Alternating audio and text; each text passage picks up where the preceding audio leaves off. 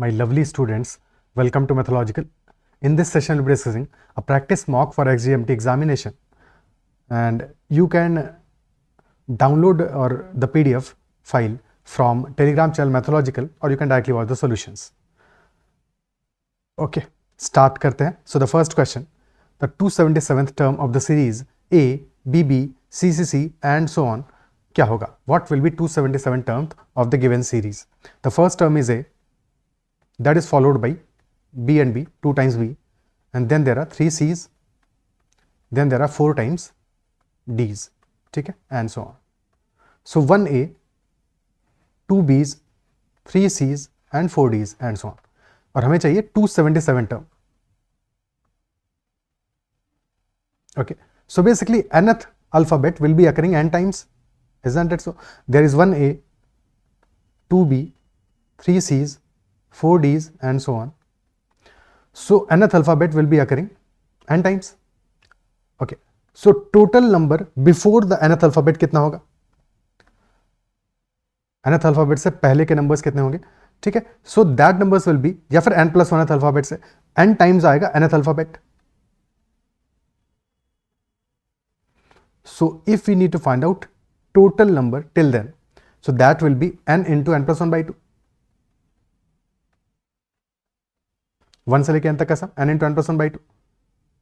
और n की random value put कर, लेट अस से n is equal to 20. तो for n is equal to 20, value will be 20 into 21 divided by 2, which will be 210, which is less than 277.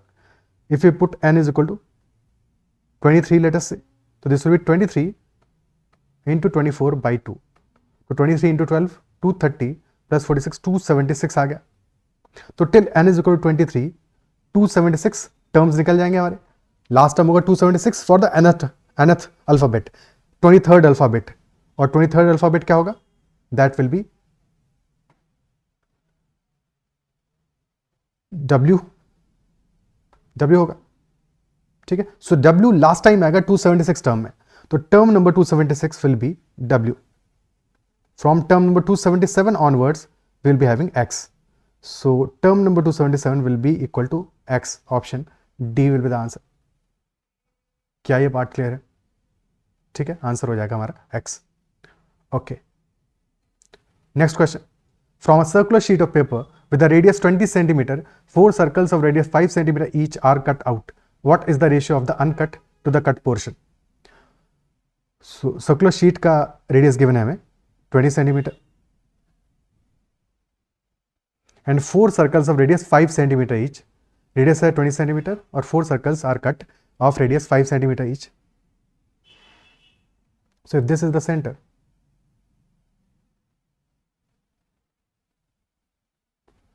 कुछ ऐसा diagram बनेगा हमारा.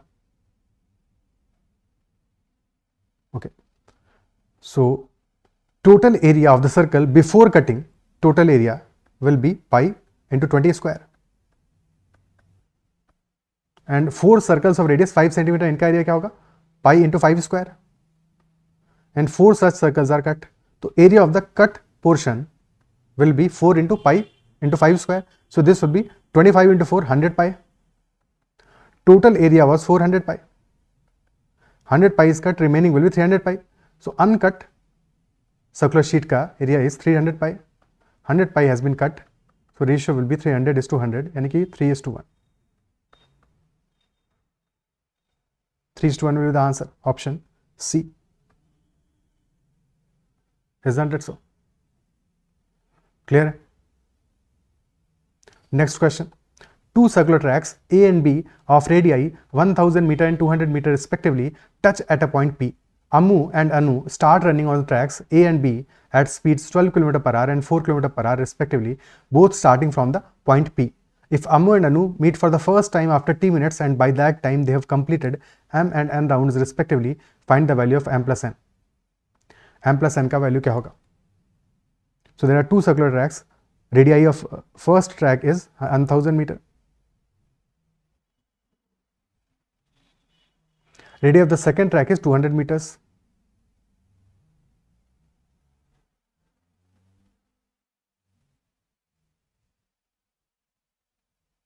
Okay, 1000 meter and 200 meters.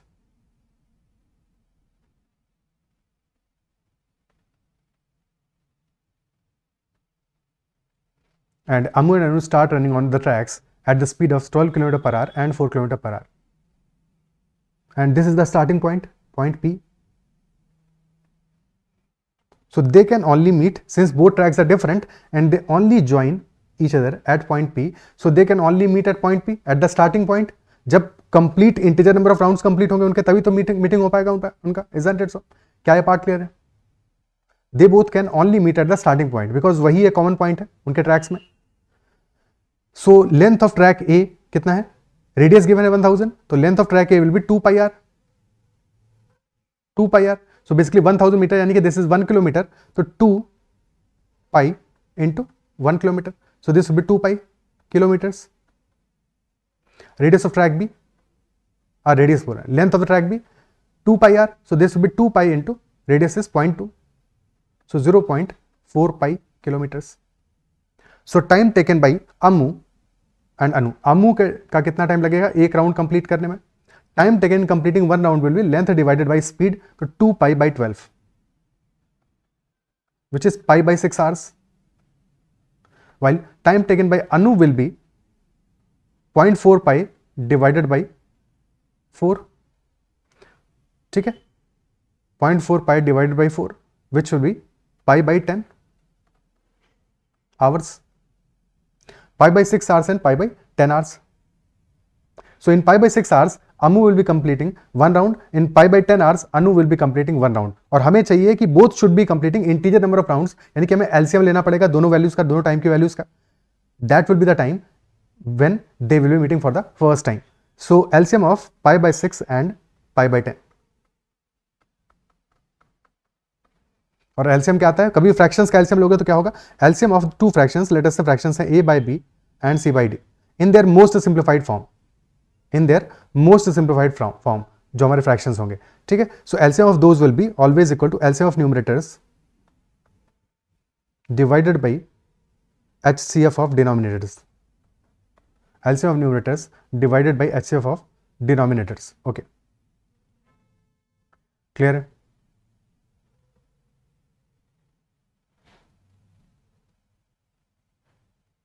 ठीक है, तो कैसे लेंगे यहां पे एलसीएम? एलसीएम लेना है पाई बाय 6 का और पाई बाय 10 का. So what should be the value?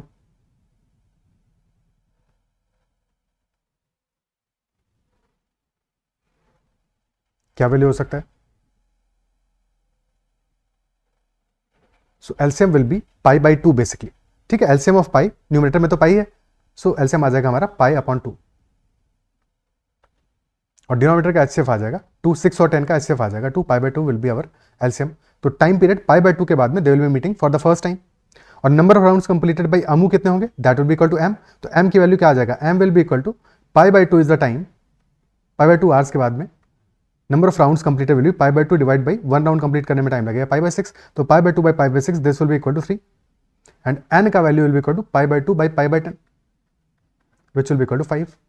m is equal to 3, n is equal to 5. तो आंसर आ जाएगा हमारा m plus n which is equal to 3 plus 5 and hence that is equal to 8. That will be equal to 8. Clear है? और देखो LCM लेते समय हमने पाई को पाई में ही रहने दिया, इसीलिए इसको, अदरवाइज अगर पाई को 22/7 में कन्वर्ट करोगे तो और सिंप्लीफाई करना पड़ेगा, ये भी ध्यान रखना है. Because ultimately a by b and c by d should be in most simplified form.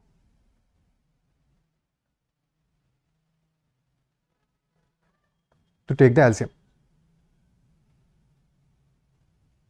ठीक है, सो आंसर आ जाएगा हमारा m plus N is equal to 8, option B. But ये लंबा तरीका हुआ इस क्वेश्चन को सॉल्व करने का, ऐसे हम एग्जाम में कतई नहीं करेंगे इसको. एग्जाम में कैसे करेंगे इस बात को समझते हैं. बिकॉज अल्टीमेटली हमें टाइम की वैल्यूज नहीं चाहिए. अगर टाइम की वैल्यूज चाहिए होती तो आंसर ये होता कि t minutes is equal to pi by 2 hours. But we do not need time. हमारा कंसर्न क्या था? Number of rounds when they are meeting. तो टोटल नंबर ऑफ राउंड्स कितने कंप्लीट किए हैं, दैट इज अवर कंसर्न. तो कैसे approach करेंगे इस क्वेश्चन को? देखो, जब नंबर ऑफ राउंड्स की हम बात करेंगे तो अल्टीमेटली क्या है, क्या सेम होगा दोनों के केस में? देखो, ट्रैक लेंथ तो हमें रेडियस के प्रोपोर्शन में होगा, इजंट इट सो? तो ट्रैक लेंथ जो ए और बी का है, रेशियो क्या होगा उसका? 5:1. 5:1 होगा, इजंट इट सो? तो अगर एक एक राउंड की बात करें, सिर्फ एक राउंड कंप्लीट करना हो, तो ट्रैक लेंथ का ratio is 5:1. For Amu and Anu, और स्पीड का रेशियो क्या है, ratio of their speeds is 12:4 और बेसिकली 3:1। भाई 12:4 है बट सिंपली 3:1 हो गया। ट्रैक लेंथ का रेशियो है 5:1, स्पीड का रेशियो है 3:1। तो अगर हम टाइम की बात करें, time in completing one round, time for one round क्या होगा, that will be length divided by speed, track length divided by speed, तो डिवाइड कर दो, यानी 5/3 is to 1/1, so that will be 5/3 is to 1। So time taken in one round will be 5:3.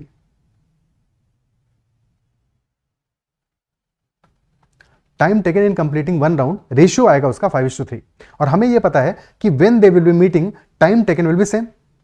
ठीक है, time taken तो same होगा,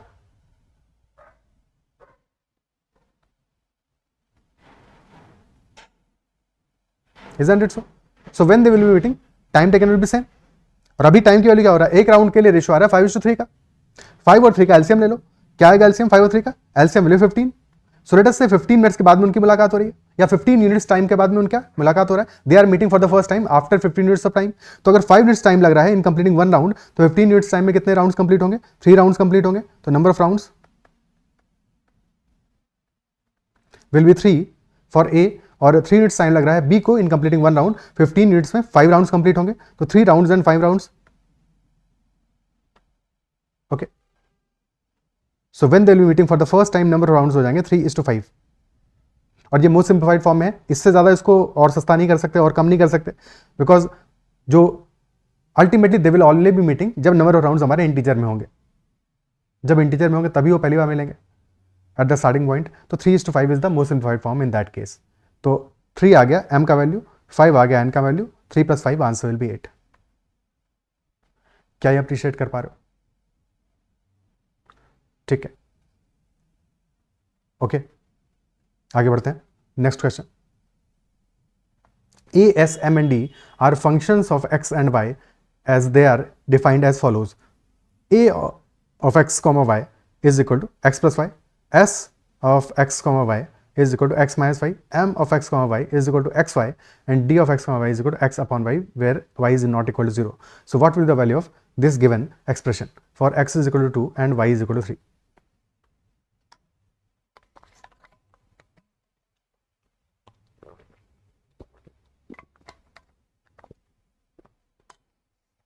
क्या value आएगा? So first of all this expression is, इस वैल्यू को सॉल्व करते हैं, एक सेकेंड।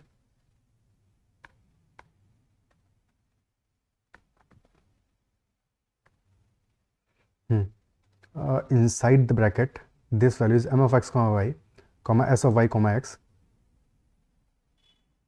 इसको सॉल्व करते हैं,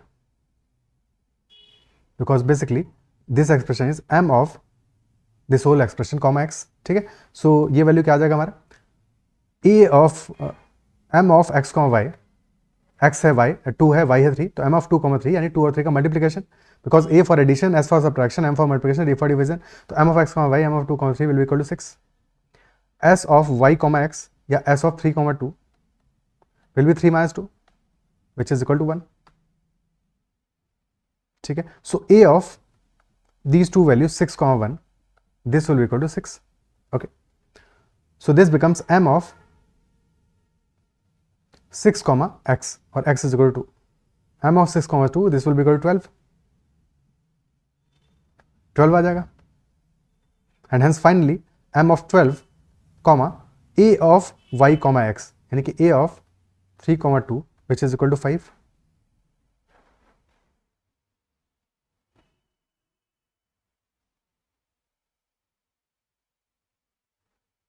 ठीक है, दिस इज इक्वल टू 5। क्या ये क्लियर है? So answer will be equal to 12 into 5 60, 60 आ जाएगा। क्लियर? ओके, एक सेकेंड, यहाँ पे एरर किया है कहीं पे, देखो ये a वाला फंक्शन छूट गया ना, एक सेकेंड एक सेकेंड एक सेकेंड,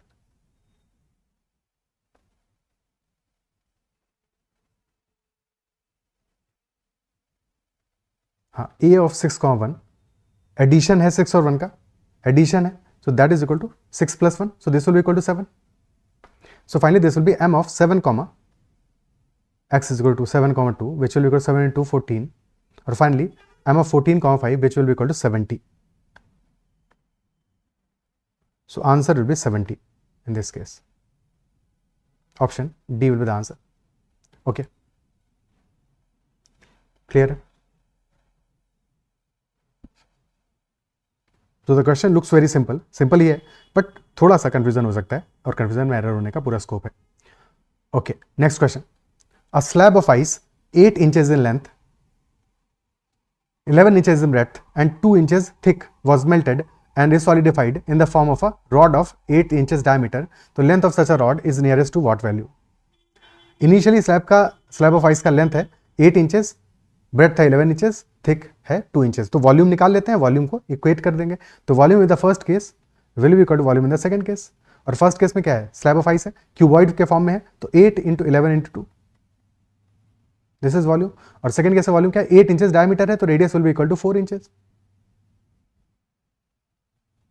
ओके, तो volume will be pi R square into length. तो लेंथ अगर एल है तो एल इंटू पाई या 22/7 इंटू रेडियस का square which is 4 into 4.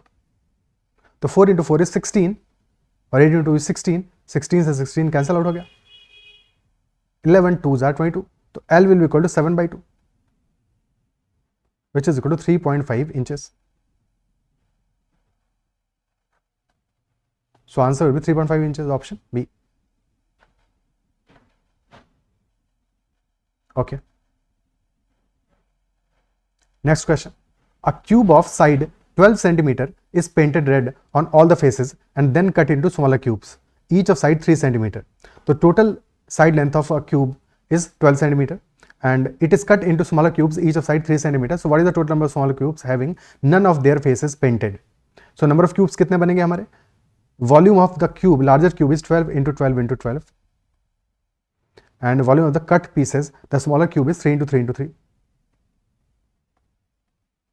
So number of cubes will be 12/3 यानी 4 का क्यूब बनेगा, which is equal to 64. 64 cubes as such.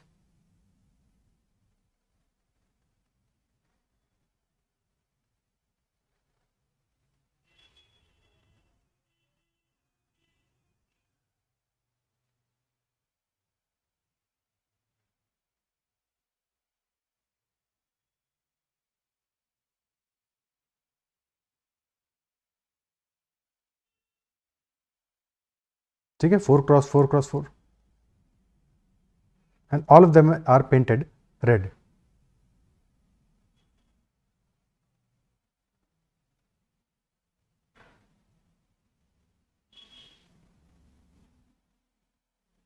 अरे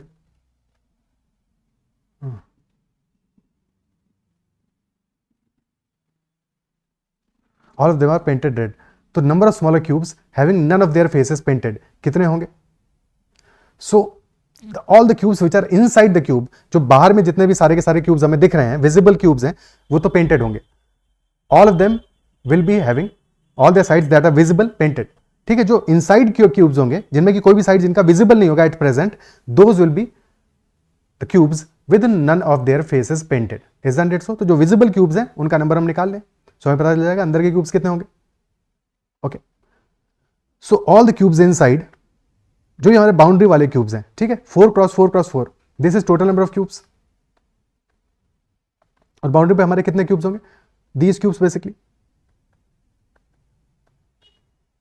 ऐसे समझो, ठीक है, कि ऑल सच क्यूब्स, बीच वाले भी पेंटेड हैं, बट द पॉइंट इज कि अगर हम जब अंदर हम जा रहे हैं क्यूब्स के, तो 4 cross 4 cross 4 total number of cubes हैं, तो 4 - 2 into 4 - 2 into 4 - 2.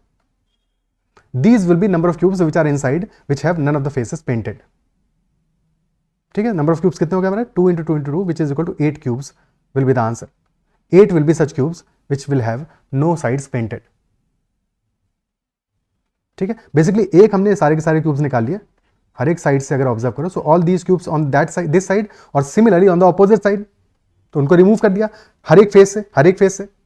So that is Y हमारे पास बचा 4 - 2 into 4 - 2 into 4 - 2. So number of cubes is equal to 8। अगर 4 इंटू 4 इंटू 4 की बजाय 5 इंटू 5 इंटू 5 यानी कि 125 क्यूब्स होते तब हमारा आंसर क्या होता? In that case 5 minus 2 into 5 minus 2 into 5 minus 2 यानी कि आंसर होता 27 cubes are there which will have no faces painted, यानी कि n minus 2 into n minus 2 into n minus 2 that will be the answer in this case. Okay, clear है? ठीक है, क्या ये बात समझ में आती है? आगे बढ़ते हैं। और जितने भी क्यूब्स हमारे कॉर्नर में होंगे, for example this cube, so all the cubes in the corner, for example this one here, ठीक है, all these cubes will have 3 faces painted, exactly 3 faces painted, ठीक है। और जितने भी फिर क्यूब्स कॉर्नर के अलावा होंगे, फॉर एग्जाम्पल दिस वन जो एज पे होंगे, एज पे but not in corner, these will have 2 faces painted, and the cubes which are neither on the edges nor on the corner, cube like this one, these will have exactly one face painted. So अगर number of 3 faces painted वाले cubes चाहिए तो कितने होंगे? Only the cubes on the corners, number of corners होंगे 8, तो on 8 cubes will be exactly with 3 faces painted. Okay, next question.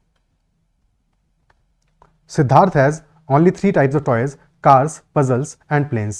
All his toys except 25 are planes, all except 32 are cars, all except 27 are puzzles. So how many cars does he have? Let us say number of cars is equal to C, number of puzzles is equal to P, and number of planes is equal to N. Because puzzles और planes, ठीक है, तो cars हमने मान लिया C है, puzzles मान लिया P है और planes मान लिया N है. All his toys except 25 are planes. Except 25 are planes, यानी कि 25 के अलावा बाकी सारे के सारे प्लेन्स हैं, बाकी रिमेनिंग टॉयज सारे के सारे प्लेन्स हैं, यानी 25 टॉयज आर नॉट प्लेन्स। तो क्या होंगे फिर वो? क्योंकि 3 टाइप के टॉयज हैं, ओनली 3 टाइप टॉयज, तो those 25 toys must be either the car और पजल, बिकॉज प्लेन तो है नहीं वो। सो कार प्लस पजल का number is equal to 25। Similarly all except 32 are cars, यानी कि 32 के अलावा बाकी सारे कार्स हैं, तो 32 आर नीदर कार, तो दे आर पजल और प्लेन, यानी कि P plus N is equal to 32। And similarly all except 27 are puzzles, यानी कि 27 के अलावा बाकी सारे पजल्स हैं, तो दीज 27 आर कार और प्लेन, तो C plus N is equal to 27। Add कर लो सारी इक्वेशंस को, तो 2 times of C plus P plus N, this is equal to 25 plus 32 plus 27, 52 plus 32 84, and hence C plus P plus N this is equal to 42 आ गया। Question asking how many cars does he have? Number of cars. So C plus P plus N में से P plus N को subtract कर दोगे तो answer आ जाएगा हमारा C is equal to 10। So number of cars will be equal to 10, C is equal to 10। Number of cars is 10, C is equal to 10, so P will be equal to 15। नंबर ऑफ puzzles will be 15 and N will be equal to 17. So number of planes will be equal to 17. This will be the answer. C is equal to 10 will be our answer. Clear? Next question. 10 points are marked on a straight line and 11 points are marked on another straight line. How many triangles can be constructed with vertices from among these above given points? 10 points are on a straight line and 11 points are marked on another straight line. So to form a triangle we need 3 points exactly, and those 3 points should not be collinear. 3 points, 3 non-collinear points always form a triangle.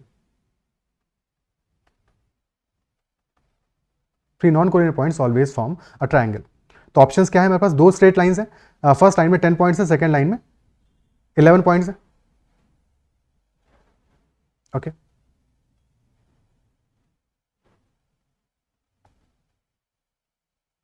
So first line से हम 10 में से कोई भी 2 points choose कर लें, 10C2 into second line से कोई एक पॉइंट चूज कर लें, 10C2 into 11C1, this is one case. तो all 3 points are not collinear because 2 points are on one straight line, one is on other straight line, plus 10C1 first line से एक point choose किया, multiplied by 11C2, 2 points from the second line. This should be number. अगर 10C3 हम एक ही line से तीनों के तीनों पॉइंट्स चूज कर लेंगे तब फिर ट्रायंगल थोड़ी बनाएंगे, लाइन बनाएंगे वो, सो that will not be the case. ठीक है, तो 10C2 into 11C1 plus 10C1 into 11C2, तो आंसर आ जाएगा हमारा 10C2 is equal to 45 into 11 plus 10C1 is 10 into 11C2, तो 11 into 10 by 2 which will be equal to 55. So 45 into 11 is 495 plus 550. So this will be equal to 1045. Answer आ जाएगा 1045, option C. Option C will be the answer. Okay. ठीक है. या फिर कह सकते हैं कि choose any 3 points from 21 points. Total points हो गए 21, 10 on the first line and 11 on the second line. Total points are 21. 21 C3 is total number of cases. But out of these cases, when all 3 points are on one of the lines, the problem है तो उन cases को subtract करना पड़ेगा. तो -10 C3 -11 C3. 21 C3 will be 21 into 20 into 19 divide by 3 into 2 and divide by 6 minus 10 into 9 into 8 divide by 6 minus 11 into 10 into 9 divide by 6. So this value will be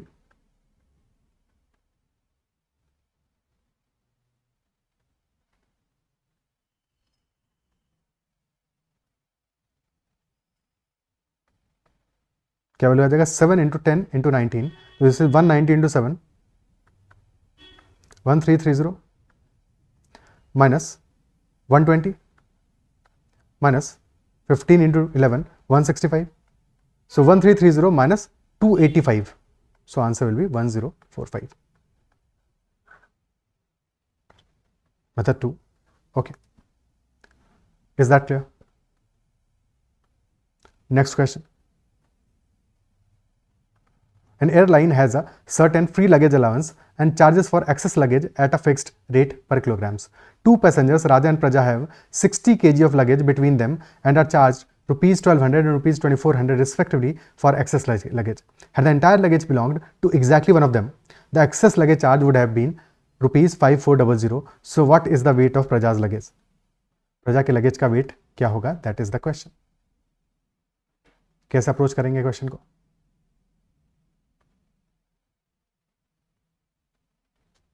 so airline has a certain free luggage allowance, यानी कि कुछ part है luggage का जो कि free है, ले जाना फ्री है, और उसके ऊपर जो एक्सेस लगेज होगा उस पर there will be a fixed rate per KG.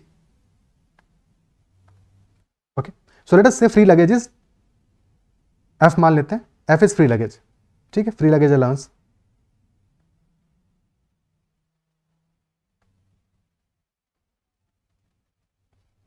And above जितना भी उसके ऊपर का एक्सेस वेट होगा, that weight is charged for excess luggage charge at a fixed rate per kg.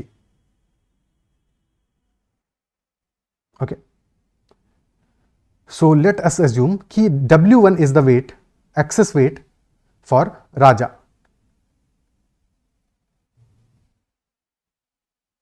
और per kg charges K, तो W1 into K this will be charge.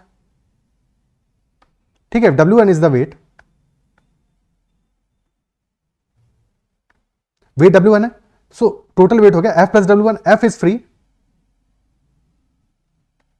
इसके लिए कोई चार्ज नहीं लगेगा for raja. Similar for praja, weight is F plus W2. F weight is free, no charges. W1 पे charge लगेगा for raja and that charge will be let us say W1 into K. K rupees per KG होगा, total हो गया W1 into K which is 1200 rupees. Similarly for praja, W2 is the access wait, तो W2 into K this is 2400. And since 2400 is double that of 1200, 1200 का double आ रहा है, so this is 2 times of W1K. So can we say that W2 is equal to 2 times W1? Isn't it so? W2 is 2 times W1. क्या है part clear है? अब अगर दोनों का वेट साथ में मर्ज कर लें, टोटल वेट कितना है 60 kg. 60 kg of luggage between them, so total weight is 2F.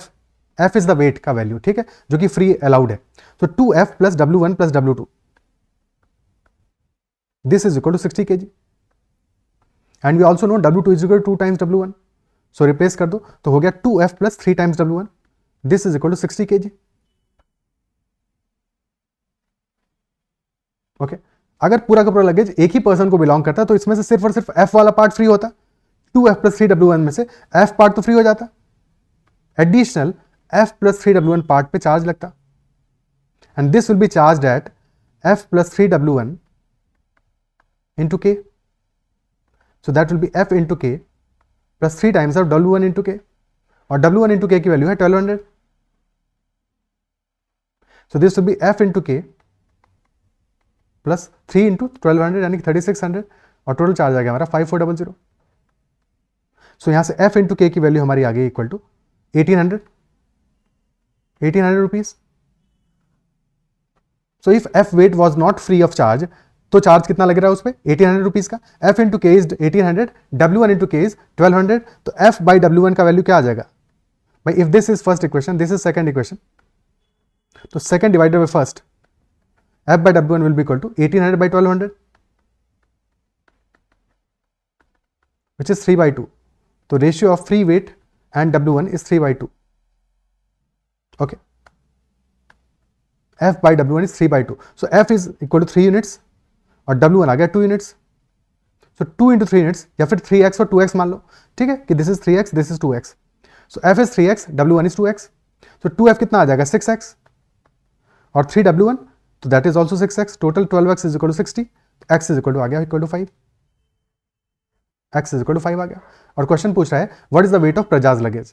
प्रजा का लगेज है f plus w2, so answer आ जाएगा f plus w2 which is f plus 2 times w1। f is equal to 3x और w1 है 2x, तो 3x plus 2 times 2x यानी कि 7x और x इज इक्वल टू 5 है, तो 35 kg will be the answer. 35 kg will be the answer, option C. Is this part clear? ठीक है,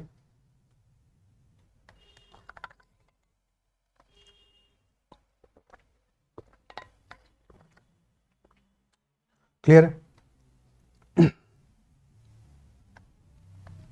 अब देखो फंडामेंटली क्वेश्चन वाज सेइंग कि 60 kg total luggage bit with Raja and Praja and charges are ₹1200 with from Raja and ₹2400 from Praja. ज्यादा charge किससे charge हो रहा है? ज्यादा charges being charged from Praja, यानी कि definitely weight with Praja is more than weight with Raja, isn't it so? Weight with Raja is less than weight with Praja, so total weight 60 है, यानी कि weight with Praja will be greater than 30, isn't it so? 30 kg से ज्यादा होगा, ये तो clear है। और अगर इतनी बात क्लियर है तो ऑप्शन ए या फिर बी तो आंसर नहीं होगा ना, तो answer must be between C and D. क्या है पार्ट क्लियर है? और एक्सेस लगेज का जो रेशियो है ₹1200 is charged with Raja and ₹2400 is charged with Praja. So apart from free luggage, if W1 is the weight with Raja, तो with Praja the weight is 2 times W1, isn't it so? और 1200 charge हो रहा है for W1, तो obviously 2 times W1 के लिए 2400 charge हो रहा है, तभी तो हमने पता लगाया 2 W1 होगा। और when all the weight belong to only one person, तो चार्ज हो रहा है ₹5400, सो 1200 विल ऑब्वियसली भी चार्ज, जो फर्स्ट केस में हो रहा था। 2400 भी ऑब्वियसली चार्ज होगा, जो फर्स्ट केस में हो रहा था। एडिशनल चार्ज कितना है? 1800 एक्स्ट्रा है, और वो क्यों चार्ज हो रहा है? बिकॉज दिस टाइम जैसे ही तुम दो लगेज को मर्ज करोगे तो एक ही पार्ट पे तो फ्री मिलेगा ना, only F weight will be free, बाकी एफ पे तो चार्ज होगा। So this 1800 charges for F weight, the free weight, ठीक है। फ्री वेट के लिए जो चार्ज है that is 1800, is that clear? Free weight के लिए चार्ज है 1800, ओके। और W1 वेट के लिए चार्ज है 1200, यानी कि फ्री वेट के लिए चार्ज हो रहा है हमारा 3 यूनिट्स और W1 वेट के लिए चार्ज हो रहा है 2 यूनिट्स। तो बस राजा के केस में वेट हो गया हमारा 3x + 2x which is 5x, और प्रजा के केस में चार्ज हो गया 3x + 2 × 2x यानी 7x, और 5x + 7x this total is equal to 60 kg। So x is equal to 5 आ गया यहां से, and hence 7x will be equal to 35 kg और 5x will be equal to 25 kg. Is that clear? ठीक है। Next question. At the end of the academic year 2019-20, Lalwani Institute of Management (LIM) had conducted 50 management development programs (MDPs). Henceforth, every year the institute added A% of the MDP topics at the start of the year and discarded B% of the outdated MDP topics at the end of the year, where both A and B are positive real numbers. If the institute scheduled 60 MDPs at the end of the academic year 2023-24, then which of the following could be true? A is equal to B, or A is less than B, or A is greater than B, or data is insufficient. So at the end of the academic year 2019-20, number of MDPs was 50. And finally, at the end of 23-24, यानी कि after 4 years, exactly 4 years, number of MDPs is 60. So net क्या हुआ है, 50 से 60 हो गया है। Number of MDPs has increased, ये बात तो क्लियर है कि नेट में overall number of MDPs have increased.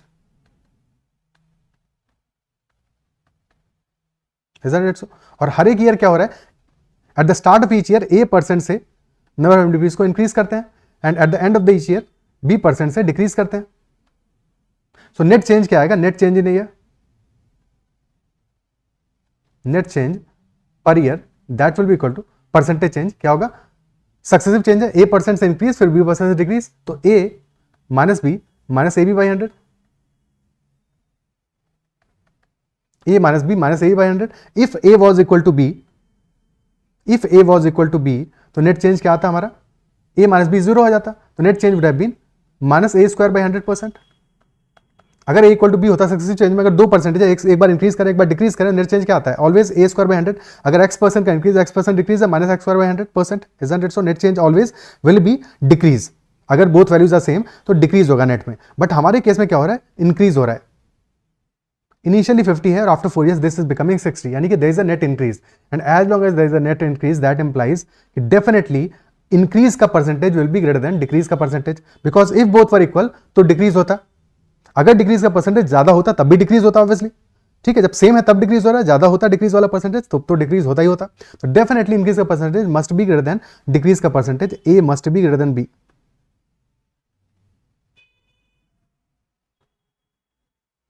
A must be greater than B. क्या ये पार्ट क्लियर है? Okay, so answer will be option C, A is greater than B. Okay, हाँ, जस्ट इन केस अगर मान लो latest से question ये कहता कि 50 एमडीपीज है इनिशियली, बट आफ्टर 4 years, देखो 1 year के बाद में चेंज हमारा जो होगा वही सेम चीज अप्लाई करेगा बाद में भी, कि अगर 1 year में इंक्रीज होगा तो फिर उसके बाद में 2 years में क्या होगा, 2 years में भी इंक्रीज होगा भाई, जो 1 year में इंक्रीज हो वही सेम इंक्रीज नेक्स्ट ईयर फिर से होगा, तो सक्सेसिव इंक्रीजेज होंगे लगातार फॉर 4 years। अगर 1 year में डिक्रीज होगा तो सेकंड ईयर में फिर डिक्रीज होगा, थर्ड ईयर में फिर डिक्रीज होगा, तो वही सेम पैटर्न हमारा कंटिन्यू करेगा। Just in case after 4 years if number of MDPs decreases to 40 MDPs, तब आंसर क्या होता? If this was the case तब आंसर क्या होता? बिकॉज यहां पे we know for sure that there is decrease every year, हर साल डिक्रीज हो रहा है, और हर साल डिक्रीज हो रहा है, तो दो केसेस में हो सकता है, either if both are equal तब भी डिक्रीज होगा, इजंट इट सो? और या फिर if A is less than B तब भी तो डिक्रीज होगा। दोनों केसेस बन सकते हैं, both A and B can be equal या फिर A can be less than B, both cases are possible. तो डिपेंड करेगा एक्चुअल वैल्यूज पे, एक्चुअल वैल्यूज पे डिपेंड करेगा कि ए और बी के वैल्यूज क्या है, because both cases are possible, equal भी हो सकता है ए एंड बी, और A can be less than B, depend करेगा कि क्या डिक्रीज हो रहा है वगैरह वगैरह, ठीक है। सो वहां पे डेटा हमारे लिए इंपॉर्टेंट है उस केस में। यहां तो हमें फॉर श्योर पता है कि A is greater than B for this given values, but जब डिक्रीज होगा तो दोनों केसेस पॉसिबल है, both A and B are equal तब भी डिक्रीज हो सकता है, ठीक है। Next question, IBM Daksha observes that it gets a call at an interval of every 10 minutes from Seattle, at every 12 minutes from Arizona, at the interval of 20 minutes from New York, and after every 25 minutes from Newark. If at 5 a.m. it has received simultaneously calls from all 4 destinations, then at what time will it receive the call simultaneously once again at the same day, on the same day? ठीक है, so it is getting a call at an interval of 10 minutes, every 10 minutes from Seattle, every 12 minutes from Arizona, every 20 minutes from New York, and every 25 minutes from Newark. So LCM ले लेते हैं सारी values का, 10, 12, 20 और 25, because her bar 10 minutes के gap पे Seattle से call आएगा, तो जब 10 मिनट्स का एक मल्टीपल होगा तो डेफिनेटली हमें कॉल मिलेगा सिएटल से। सिमिलरली 12 मिनट्स का मल्टीपल पे कॉल मिलेगा अरिजोना से, 20 मिनट्स का मल्टीपल पे कॉल मिलेगा न्यूयॉर्क से, 25 मिनट्स के मल्टीपल पे कॉल मिलेगा नेवार्क से। तो जब 10, 12, 20 और 25 का मल्टीपल हमें मिलेगा तो definitely in that case they will be call simultaneously from all these stations, और that LCM comes out to be 20, 25 का एलसीएम आ जाएगा 100, तो 300 विल बी द एलसीएम। तो 300 मिनट्स के बाद में will be getting call from all the stations which is equal to 5 hours. 5 hours. First time is at 5 a.m. it has received simultaneous calls. So after 5 a.m. next time will be after 5 hours. So 10 a.m. फिर next हो सकता है after 5 more hours, 10 + 5 यानी कि 3 PM, और after 5 more hours 8 PM. तो 10 AM, 3 PM, 8 PM. 10 AM is given, so that will B correct. 3 AM तो नहीं होगा, ठीक है, बोथ AM भी दिया है, बट हमारा 3 AM गिवन है, तो that is why B is not the answer. Option A will be the answer only. ना तो बी होगा ना फिर डी हो सकता है, बिकॉज 3 AM है. 3 PM होता तो ऑप्शन डी आंसर हो जाता. Okay, clear. Next question. Mister Ramlal left a bill of rupees 16,82,000 for his two sons aged 14 years and 16 years. He divided the amounts between his two sons in such a way that each would receive the same amount at 5% per annum compound interest when he attains the age of 25 years. Find the original share of the younger son. Younger son का original share क्या होगा? So basically, younger son का age है 14 years, older son का elder son का age है 16 years, and they both will be attaining same amount, receiving same amount when they attain the age of 25 years. ठीक है. So for younger son, his amount will mature after 11 years, or for the elder son, amount will mature after 9 years. Isn't it so? For the elder son, amount will mature after 9 years. तो younger son को मान लिया हमने y amount मिला है, elder son को e amount मिला है. So amount received by younger son will mature after 11 years. Because अभी उसकी एज है 14 ईयर्स, 25 ईयर्स का 11 ईयर्स के बाद में होगा. And for elder son this will be after 9 years. So 11 years का इंटरेस्ट मिलेगा यंगर सन को, और 9 ईयर्स का इंटरेस्ट मिलेगा एल्डर सन को. Interest rate is 5% per annum. 5% is 1/20.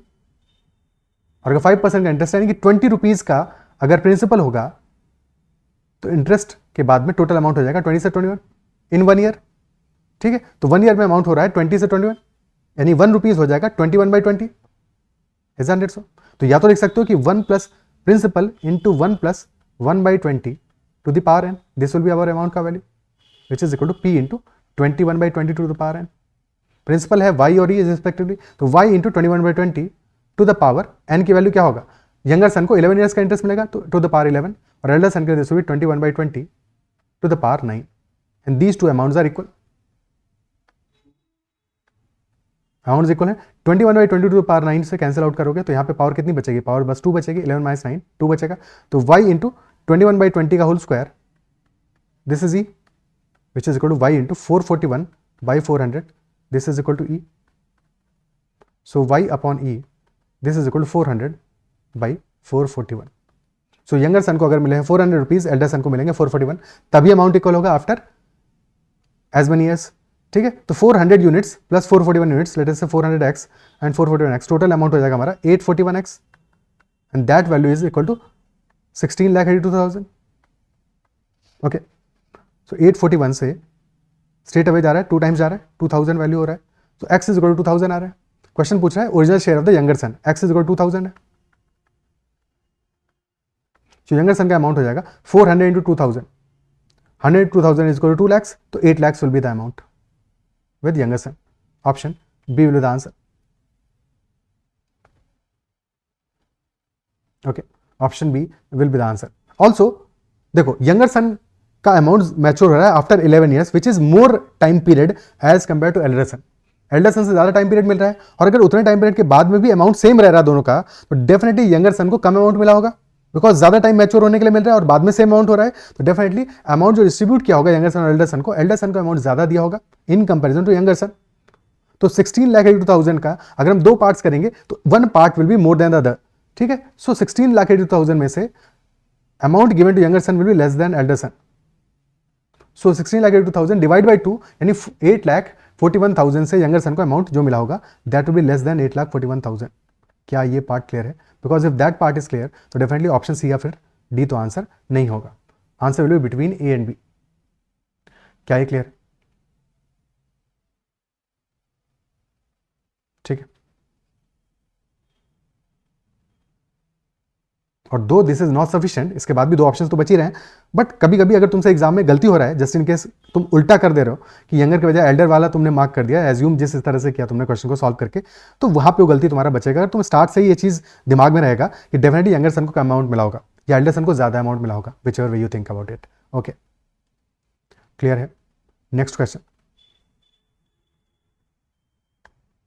Next is a wire if bent into a square encloses an area of 1936 square centimeter. This wire is cut into two pieces with the bigger piece having a length 3/4 of the original wire's length. If a circle and a square are formed with the bigger and smaller pieces respectively, find the total area enclosed by the two pieces. Total area enclosed by the two pieces क्या होगा? Initially the square का area आ रहा है 1936 square centimetre.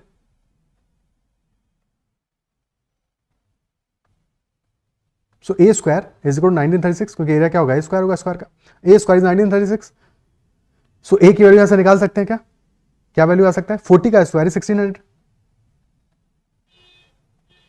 45 का square is 2025.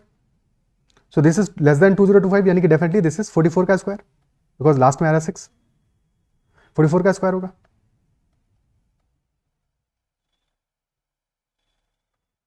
Isn't it so? ठीक है, फिर test भी कर सकते हो कि 44 का है कि नहीं है. बट कैसे हम पहुंचे? पहले 40 का स्क्वायर निकाला, 1600 है, उससे बड़ा वैल्यू होगा बिकॉज 1936 आ रहा है. 45 का स्क्वायर इज 2025 तो उससे छोटी वैल्यू होगा बिटवीन दीज टू यानी 40 से 45 के बीच में होगा. 44 should be the answer because unit डेट पे आ रहा है 6 क्योंकि 4 के स्क्वायर में आएगा या फिर आएगा कब? 4 के स्क्वायर में आएगा. Isn't it so? या फिर 6 के स्क्वायर में आएगा. अगर 45 स्क्वायर से बड़ी वैल्यू होती तो 46 कहते हैं. तो this is basically equal to 44 square. तो यहां से पेरीमीटर हमारा आ जाएगा equal to 44 into 4 which will be 176 centimeter. So perimeter of the wire or length of the wire that is 176 centimeter. Now the wire is cut into two pieces with the bigger piece having a length 3/4 of the original wire's length. तो bigger piece का length क्या होगा? अगर length हमने दो part से break किया wire को L1 and L2 and L1 is the bigger piece तो length of bigger piece is 3/4 of the total length. तो बिगर पीस का लेंथ क्या हो जाएगा? 3/4 ऑफ टोटल लेंथ यानी 3/4 ऑफ 44 इंटू 4. तो basically 3 into 44 which is 132 centimetre और smaller piece का लेंथ आ जाएगा 44 सेंटीमीटर.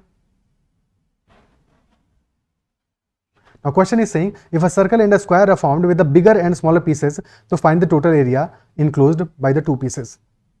Bigger piece से बना रहे हैं सर्कल और स्मॉलर पीस से बना रहे हैं स्क्वायर. सो एरियाज का सम क्या होगा?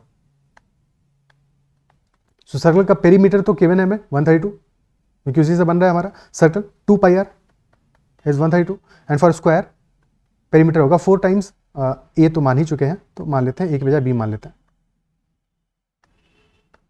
एक्स मान लेते हैं 4x. तो 4x इज इक्वल टू 44 यानी कि x इज इक्वल टू 11 आ रहा है. तो if one dimension of square is 11 तो area of the square will be equal to 11 square which is 121 and in case of circle 2 pi r is 132 तो 2 into 22 by 7 into r is equal to 132. 22 6 are 132 तो r comes out to be equal to 21. So area of circle will be equal to 22 by 7 into 21 into 21.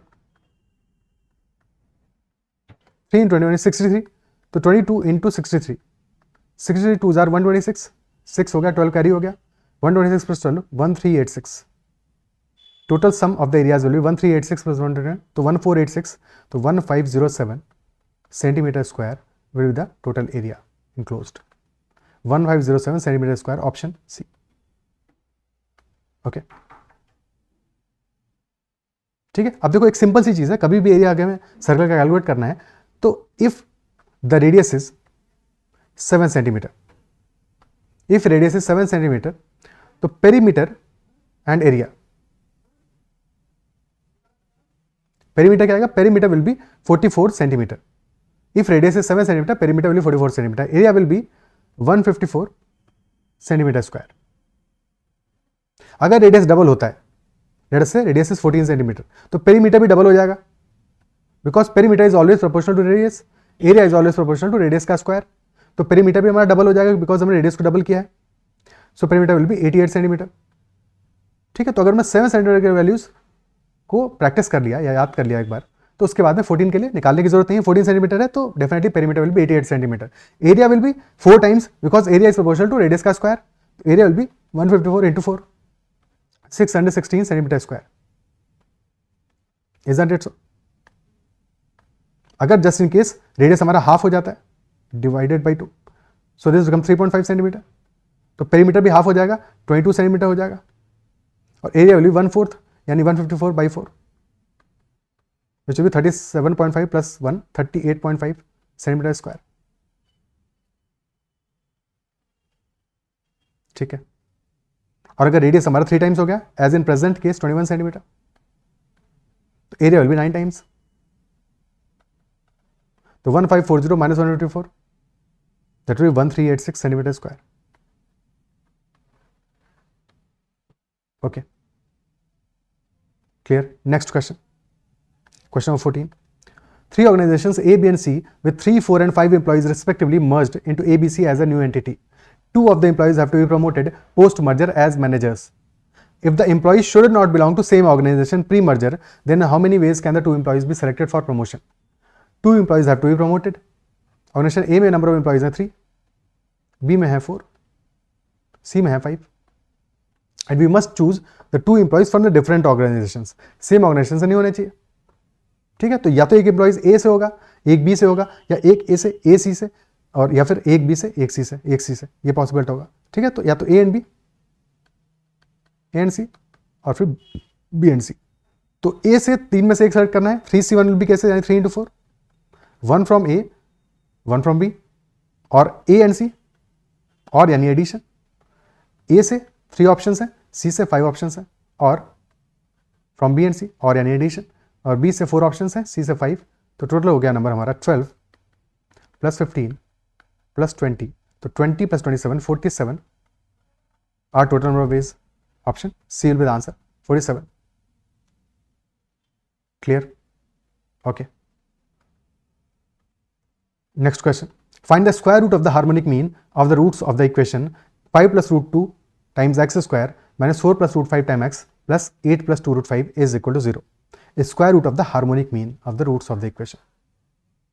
So if numbers are a and b, तो harmonic mean क्या होगा उनका? Harmonic mean is equal to 2 times of ab upon a plus b. Arithmetic mean होता है average a plus b by 2. Geometric mean होगा root ab, square root of ab for 2 numbers. ठीक है. Question कह रहा है square root of the harmonic mean of roots of the equation. तो roots अगर इक्वेशन के मान लेते हैं, let us say alpha and beta. So sum of roots alpha plus beta will be equal to minus B by A. Sum of roots will be 4 plus root 5 upon 5 plus root 2, और product of roots alpha into beta will be equal to C by ए, यानी 8 plus 2 root 5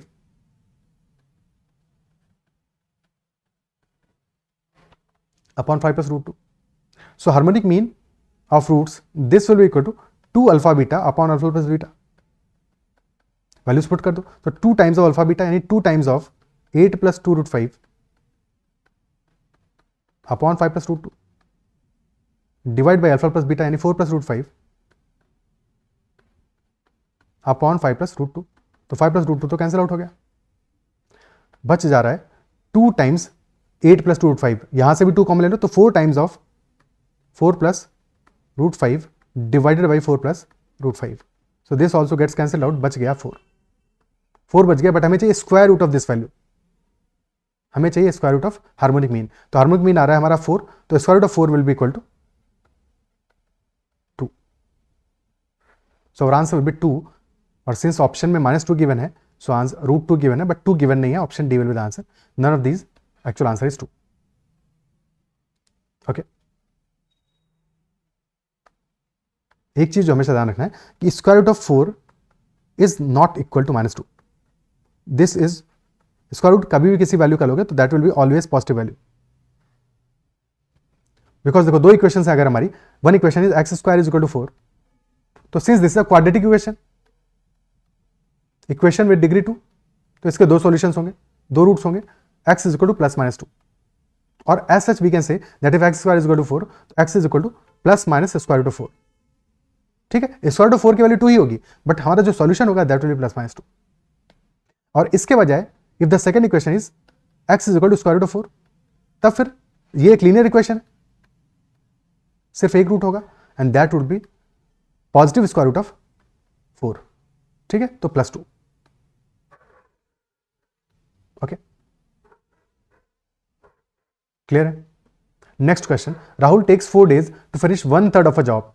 Sohan takes 3 days to finish 1/6 of the same work, and Ram takes 5 days to finish half the job. All three of them together work for 3 days, after which Rahul and Ram leave the job. How long will it take for Sohan to complete the remaining work? So for Rahul completes 1/3 job in 4 days. अगर 1/3 करता है 4 days में, total करेगा 4 into 3 12 days में. 12 days में he will complete the task. Sohan in comparison 1/6 job को complete करता है 3 days में, तो 3 into 6 18 days में पूरा जॉब करेगा complete. And Ram takes 5 days to finish half the job.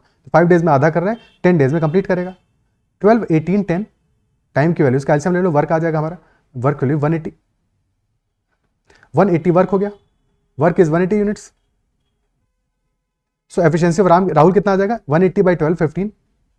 Efficiency of Sohan will be 10 units and that of Ram will be 18 units. 15, 10 and 18 units. All three of them work together for 3 days. So in 3 days number of work कितना हो जाएगा? Units कितने units हो जाएगा work? 15 plus 10 plus 18, और वो भी 3 days के लिए. 3 into 15 plus 10 plus 18, which is 3 into 15 plus 10 25 plus 18 43. So 129 units work is completed. Total work है 180.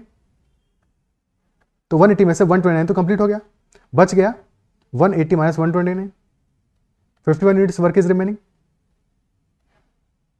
and that has to be completed by Sohan alone, और सोहन की efficiency है 10. So time taken will be 51 divided by 10, which is 5.1 days.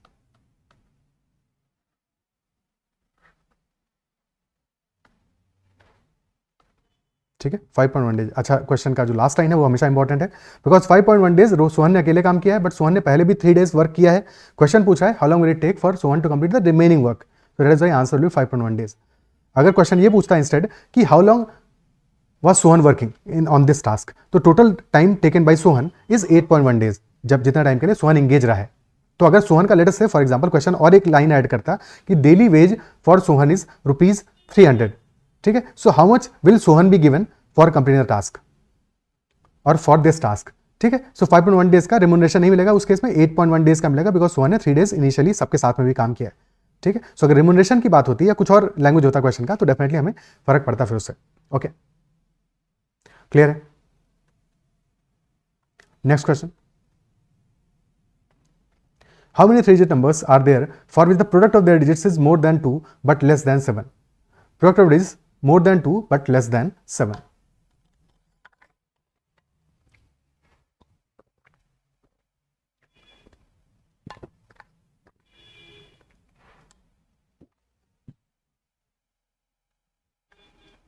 तो late us से number हमारा है ABC.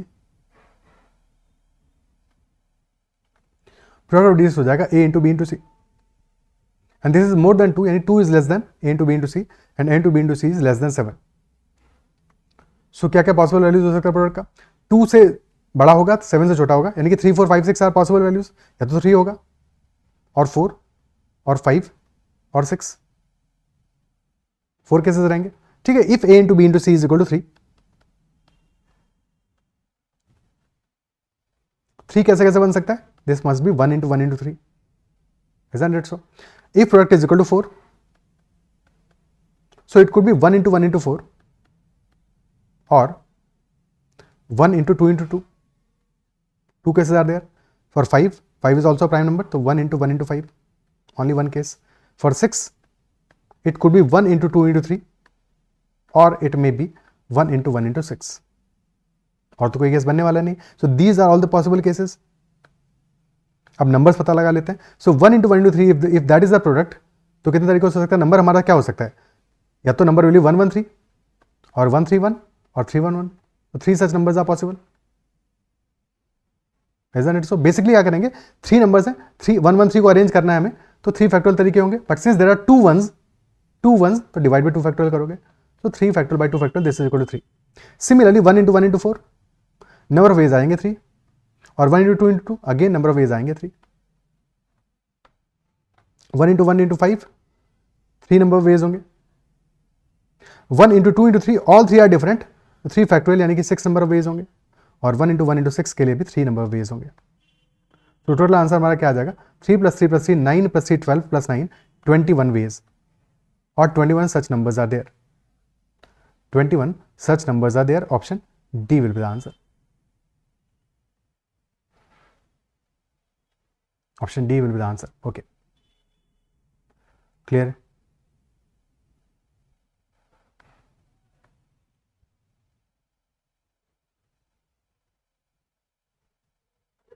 Next question.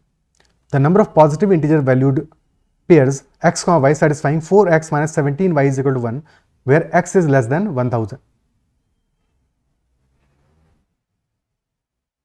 So how many such pairs will exist? Equation है 4x minus 17y, this is equal to 1.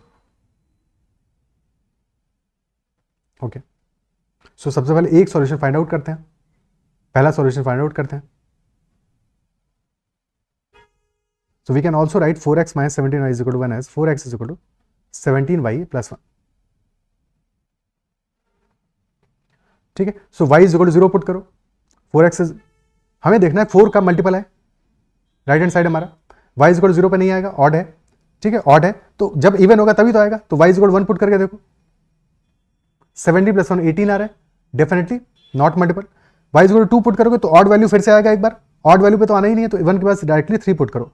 17 into 3 51 + 1 52, which is the multiple of 4.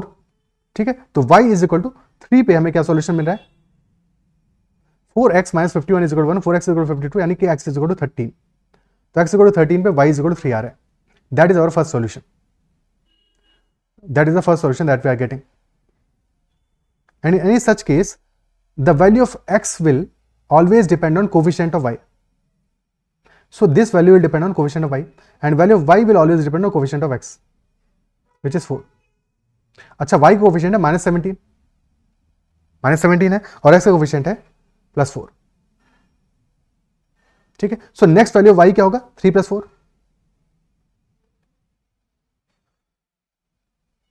अब -17 नहीं, minus तो खैर बाहर ही आ गया, 17 है वहां पे. ठीक है, सो 3 के बाद नेक्स्ट वैल्यू आएगा 7. 13 के बाद नेक्स्ट वैल्यू क्या होगा, 13 + 17. 13 + 17, this next value will B 30. 30 आ जाएगा. फिर नेक्स्ट वैल्यू क्या आएगा, 30 + 17 47, और यहां पे नेक्स्ट वैल्यू आएगा 7 + 4 11, एंड सो ऑन. हमें चाहिए x should be less than 1000. अच्छा, 13 से पहले वाली वैल्यू क्या होगा, 13 - 17, तो दैट विल बी -4, नेगेटिव में जाएगा. ठीक है, और हमें चाहिए पॉजिटिव इंटीग्रल सॉल्यूशंस. तो this is the first solution 13,3. Second solution 30,7. Third solution 47,11, and so on. सारे सॉल्यूशन चाहिए, और x should be less than 1000. y पे कोई कंडीशन नहीं है, तो x के लिए जनरल सॉल्यूशन निकाल लेते हैं और फिर देख लेंगे. तो AP बन रहा है ना अल्टीमेटली हमारा 13 30 47. AP बन रहा है, अरिथमेटिक प्रोग्रेशन है, जिसका फर्स्ट टर्म है 13, टर्म नंबर 1 है 13, टर्म नंबर 2 है 30, and so on.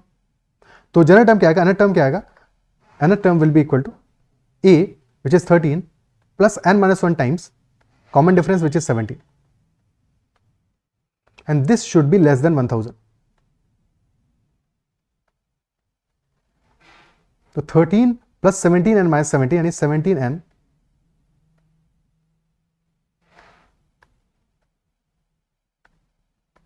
minus 4 is less than 1000.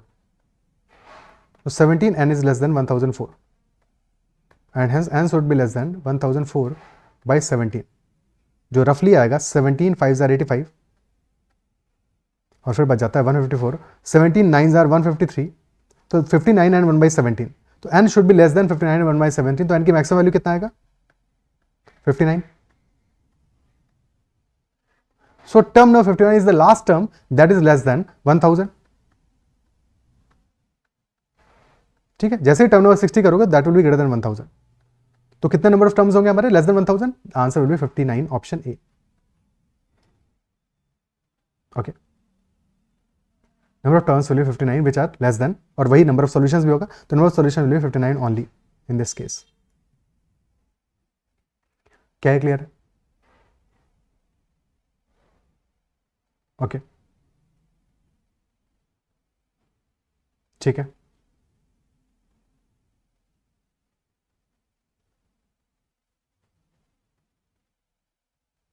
अच्छा, जहाँ पे तो वैल्यूज जैसे सिंपल थी, बट कभी अब वैल्यूज हमारी ज़्यादा कॉम्प्लेक्स हो जाए तब कैसे कैलकुलेट करेंगे इक्वेशन को बना के? देखो हमारा जैसे वैल्यूज गिवन है 4x minus 17y is equal to 1, तो 4x is equal to 17y plus 1।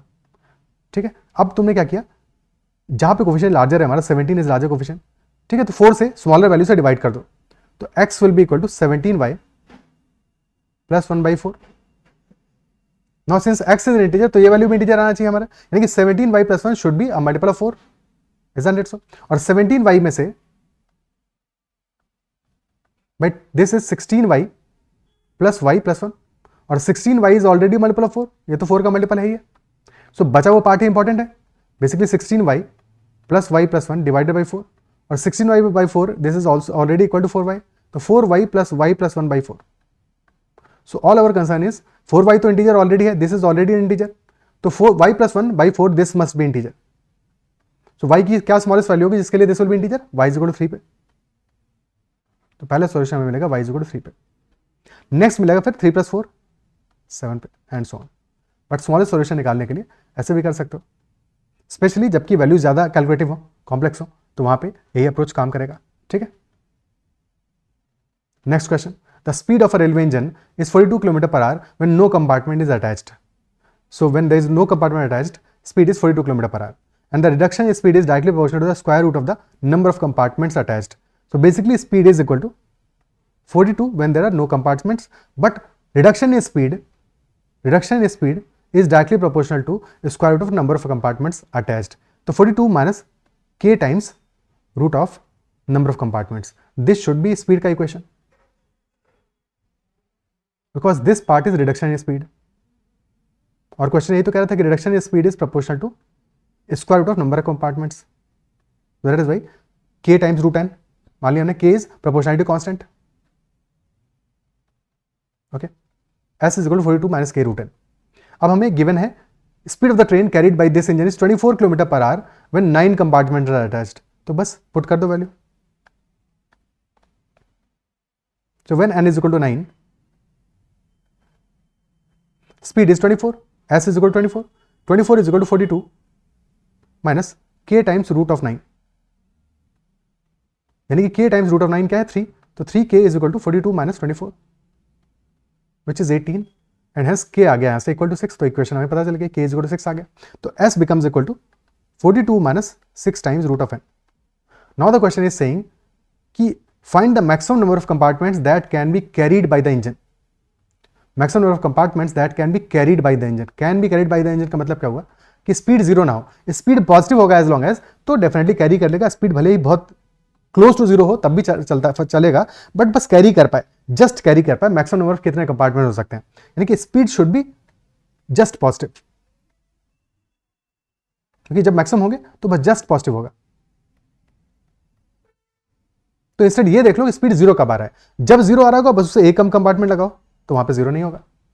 ठीक है, जैसे ही जीरो हो रहा हो बस उससे एक कम कंपार्टमेंट लगाओ, तो स्पीड इक्वल टू जीरो कर दो, कब आएगी, speed is equal to zero, तो zero is equal to 42 minus 6 root n, यानी कि 6 root n is equal to 42, तो root n is equal to 42 by 6 यानी 7, रूट n 7 है तो n आ जाएगा हमारा equal to 7 square. So number of compartments when that is equal to 49, speed will be zero, when number of compartments are 49 तो speed will be zero, तो बस 49 से एक कम कंपार्टमेंट होगा, speed will not be zero, and that will be maximum number of compartments that can be carried by the engine, तो answer will be 48 option C,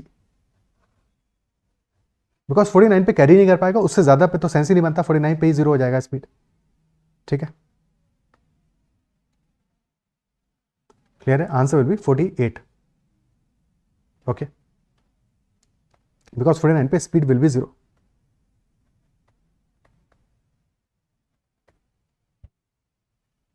Next question. If log of 161 on the base 6 is equal to a, log of 23 on the base 6 is equal to b, so what is the value of log of 6 on the base 7 in terms of a and b? Log of 161 on the base 6, this is equal to a. Log of 23 on the base 6, this is equal to b. Or 161 by 23, this is equal to 7. Or 23 into 7 is 161. So log of 161 can be broken into, you can write this as log of 23 into 7 on the base 6. This is equal to a. So this can be written as log of a into b is log of a plus log of b. So this is equal to log of 23 plus log of 7, both on the base 6. Or this part is b, so b plus log of 7 on the base 6, this is equal to a. So log of 7 on the base 6, this is equal to a minus b. और question पूछ रहा है log of 6 on the base 7. तो log of 7 on the base 6 is a minus b. ठीक है, तो 1 upon यानी reciprocal of this, यानी 1 upon log of 7 on the base 6, this is equal to 1 upon a minus b. And 1 upon log of 7 on the base 6, this is equal to log of 6 on the base 7. So log of 6 on the base 7 is 1 upon a minus b. This will be the answer. Option C. क्या है, clear है? ठीक है. This will be the answer to the question. Okay.